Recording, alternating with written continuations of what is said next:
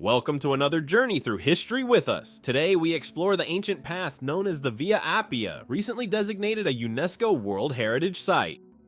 Join us as we unravel the stories of the Regina Viarum, the Queen of Roads. The Via Appia Antica, also known as the Appian Way, holds an esteemed title, the Regina Viarum, or Queen of Roads. This ancient Roman road has recently been designated as a UNESCO World Heritage Site, a testament to its historical significance and enduring legacy. Let us embark on a journey along this ancient thoroughfare, starting from its origin at Porta Capena and traveling towards the locality of Fratocchie Santa Maria della Mole. Along the way, we will explore its remarkable monuments, understand its construction, and appreciate the standards it set in Roman engineering. The Via Appia Antica was one of the earliest and most strategically important Roman roads. Commissioned by the censor Appius Claudius Caecus in 312 BCE, it originally connected Rome to Capua, but was later extended to Brindisi, covering a total distance of about 560 kilometers, approximately 350 miles. This road was instrumental in the expansion and consolidation of the Roman Republic and later, the Empire. The road's strategic importance cannot be overstated. It facilitated the movement of troops, goods, and information, significantly contributing to Rome's military and economic dominance. As we journey along this ancient route, we'll witness the remnants of its storied past and the grandeur that earned it the title of Queen of Roads. Our journey begins at Porta Capena, the southern gate of Rome during the Republican era. This gate was not just an entry point, but also a symbolic threshold between the bustling city and the sprawling Roman countryside. In antiquity, Porta Capena was a bustling area, often crowded with merchants, travelers, and soldiers. Today, little remains of the original Porta Capena, but its historical significance endures. As we set off from this point, we traverse a path that has seen countless footsteps over millennia. The construction of the Via Appia was a marvel of Roman engineering. Roman roads were renowned for their durability and efficiency, and the Via Appia was no exception.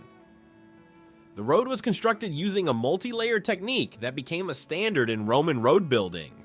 The first step involved digging a trench, which was then filled with a foundation layer of large stones. Above the foundation, a layer of smaller stones, gravel, or sand was added to create a stable subbase. The top layer was composed of large polygonal basalt stones fitted tightly together to create a smooth, durable surface. These stones were meticulously cut and placed to ensure proper drainage and a level surface. The road was flanked by raised curbs, often with drainage ditches to prevent water from accumulating on the surface.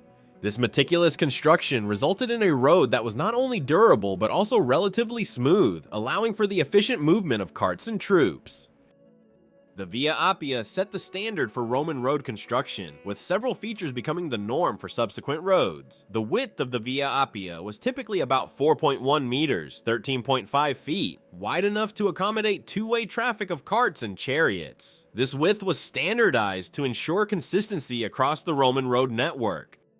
Additionally, mile markers known as miliaria were placed along the road, providing travelers with information on distances to various destinations. These markers were critical for planning journeys and military logistics.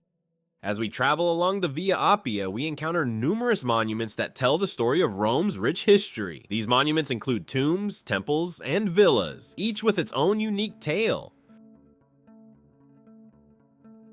One of the most iconic monuments along the Via Appia is the Tomb of Caecilia Metella. This imposing structure, built in the 1st century BCE, is a cylindrical mausoleum that stands as a testament to the wealth and status of the Metella family. Caecilia Metella was the daughter of Quintus Caecilius Metellus Creticus, a distinguished Roman consul. The tomb's cylindrical shape and massive size make it one of the most recognizable landmarks on the Via Appia. The structure was later incorporated into a medieval fortress, adding another layer of history to its already storied past.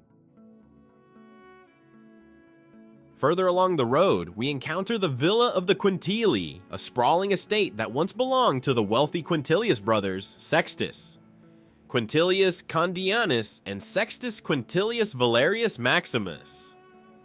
The villa, dating back to the 2nd century CE, is a prime example of Roman luxury and architectural sophistication. The estate includes grand reception rooms, thermal baths, and beautiful gardens, reflecting the opulence that characterized the lifestyles of Rome's elite. The villa was so magnificent that Emperor Commodus eventually seized it for himself. A short distance from the Villa of the Quintili, we find the Catacombs of San Callisto. These catacombs, named after Pope Calixtus III, served as a burial site for early Christians and are among the most important and extensive catacombs in Rome. The Catacombs of San Callisto include the Crypt of the Popes, where several early popes were interred, and the Crypt of St. Cecilia, dedicated to the patron saint of music. These underground passages provide a poignant glimpse into the early Christian community's life and death.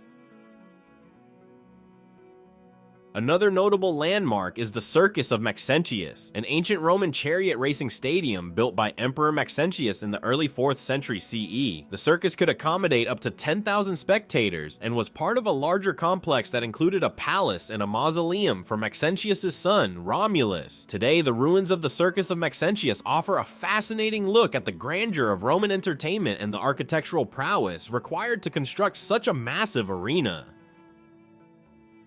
Adjacent to the Circus of Maxentius is the Mausoleum of Romulus, named after Maxentius' son. This round mausoleum, with its strikingly preserved architecture, was intended to honor the young prince who died prematurely. The structure is an impressive example of late Roman funerary architecture. Continuing our journey, we arrive at the Casal Rotondo, the largest tomb on the Via Appia. This massive cylindrical tomb dates back to the 1st century BCE and was later transformed into a medieval fortress. Its imposing size and distinctive shape make it a notable landmark on the ancient road. Another significant site is the Sepulchre of the Scipios, the burial place of the illustrious Scipio family. The Scipios were one of Rome's most distinguished families, with members who played crucial roles in the Punic Wars and the expansion of the Republic. The tomb, with its intricate carvings and inscriptions, provides valuable insights into Roman funerary practices and the legacy of this prominent family. As we continue our journey, the road leads us towards the locality of Frattocchie Santa Maria delle Mole. This section of the Via Appia retains much of its ancient charm, with stretches of the original paving stones still visible. The landscape transitions from the urban outskirts of Rome to the picturesque countryside, offering a scenic backdrop that has changed little over the centuries. Today, the Via Appia Antica serves not only as a historical monument, but also as a popular destination for tourists, historians, and archaeologists. Its recent designation as a UNESCO World Heritage Site underscores its global significance and the importance of preserving this ancient treasure for future generations. Walking along the Via Appia, one can almost hear the echoes of Roman legions, the clatter of chariot wheels, and the murmurs of travelers who once trod this path. The road stands as a testament to the engineering prowess and enduring legacy of ancient Rome. The Via Appia Antica, the Queen of Roads, is more than just an ancient thoroughfare. It is a journey through time, offering a glimpse into the grandeur and history of Rome. From the bustling Porta Capena to the tranquil countryside near Frattocchie Santa Maria delle Mole, the Via Appia is a living museum, rich with stories and monuments that chronicle the rise and fall of one of the greatest civilizations in human history. As we conclude our journey, we reflect on the road's significance, not just as a physical pathway, but as a symbol of Rome's enduring influence. The Via Appia Antica continues to inspire awe and admiration, reminding us of the remarkable achievements of our ancestors and the timeless allure of history. With its ancient stones underfoot and history all around, the Via Appia Antica invites us to walk in the footsteps of emperors, soldiers, and citizens of Rome, connecting us to a past that still shapes our present. Thanks for watching. Don't forget to hit that subscribe button and ring the notification bell so you never miss a new upload. See you in the next one.